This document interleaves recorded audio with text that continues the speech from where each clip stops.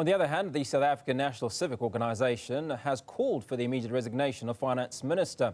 We speak with SANCO's national spokesperson, Mzugisi Jam, to understand the organisation's stance and the broader implications for governance and public trust. Mr. Jam, I appreciate your time. Now, you may have been listening to the Nedlac constituency head moments ago, and he suggests that the issue around the budget is not the responsibility of a single individual. Now, what specific actions by Minister Godongwana have prompted SANCO's call for his resignation? Thank you so much, and thank you for having us.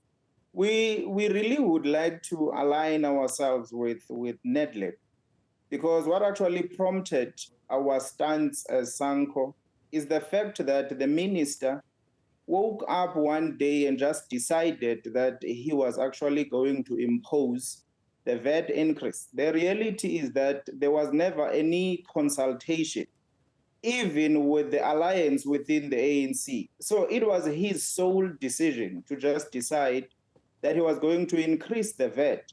But also it then tells you that he is actually not in touch with the reality.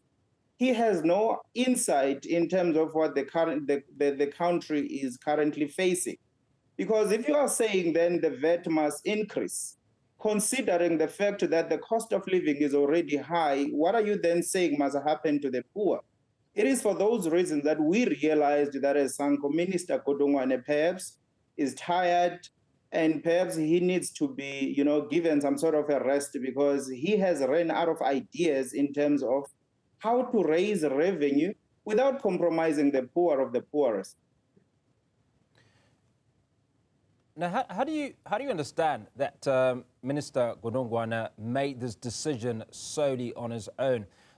We were speaking to the former Scopa head moments ago, who suggested that the budget is a reflection of cabinet and not the decision of a solitary individual. So before the budget is put even to Parliament, the cabinet will endorse that budget.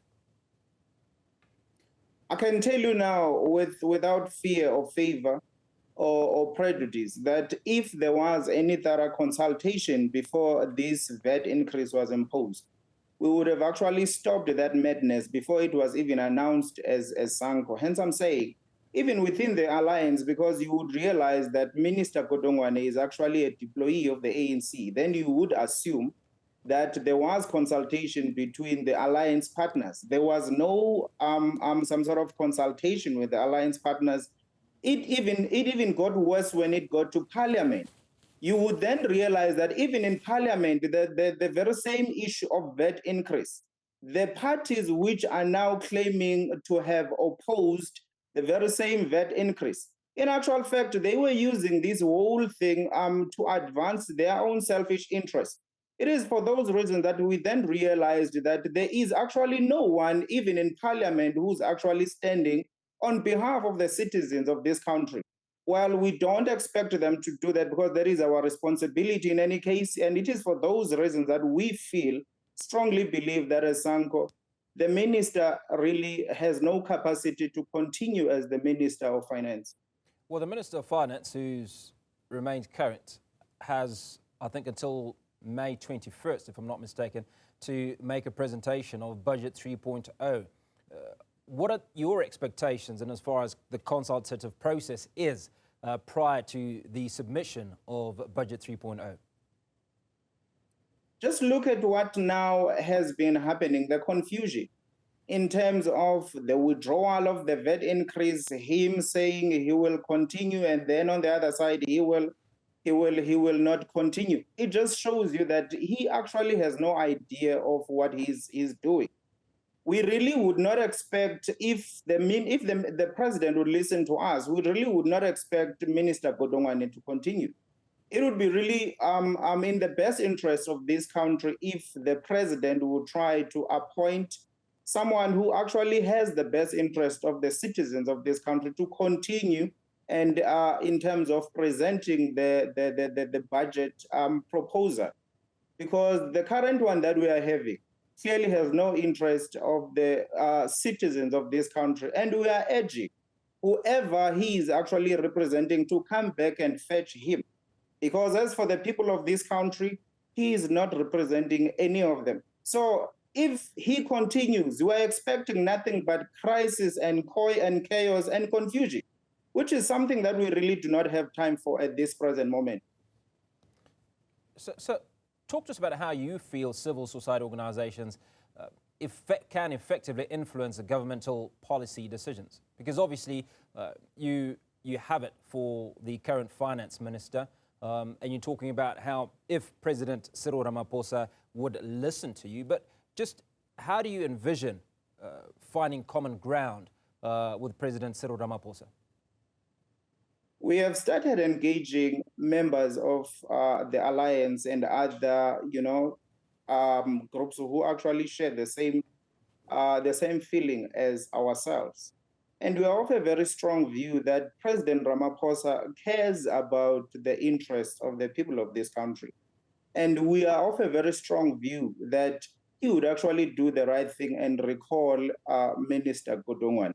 So we are really hopeful that he will do the right thing. But as we have already highlighted, some members, even within the alliance of the ANC, have actually agreed with us that, honestly, Minister Godongwana has to be relieved of his duties. Are you at liberty to disclose that these members that have agreed with you? At this moment, we would not want to disclose them until they make their own public statements. But I can assure you that we do have members within the very same alliance who agree with us to say the minister has lost touch with the reality and he does not seem to be representing the interests of our people. So therefore, he has to really do the honorable thing and just vacate the office. Mr. Jamfale, before we let you go, what would reflect a consideration or the interest of the people in Budget 3.0? Firstly, there are so many ways to raise revenue, which we feel that the minister would have explored, instead of making the poor of the poorest carry the cross of his own laziness. So there are so many things that we feel the minister should actually be doing in expanding the tax base. I mean, there is a lot of corruption, for an example, which is a hindrance to our, to economic growth. There is a huge, rate of unemployment, of which we believe that with an increase in terms of employment, the tax base would increase. We have a lot of informal businesses, which we strongly believe that if they are formalized, they will assist in expanding the budget base. We have a lot of minerals which are taken, by these foreign companies, which we feel that in terms of tax, there is no compliance and there is no justice. Those are just the few things that we feel that the minister, if he was not really lazy, would have explored in terms of making sure that he then, in terms of raising revenue. But the first thing that he actually thought of was just jump onto what was easily accessible to him, which is in which he did not care if about the implications which it has, especially on the poor citizens of this country. So there is a lot that we believe that the minister would have explored, besides imposing a VAT increase, which is really not in the interest of any of the citizens of this country. Mr. Jam, I appreciate your time. That was Mzukisi Jam, SANCO provincial spokesperson, speaking out and confirming that SANCO are calling for the head of Finance Minister Godongwana.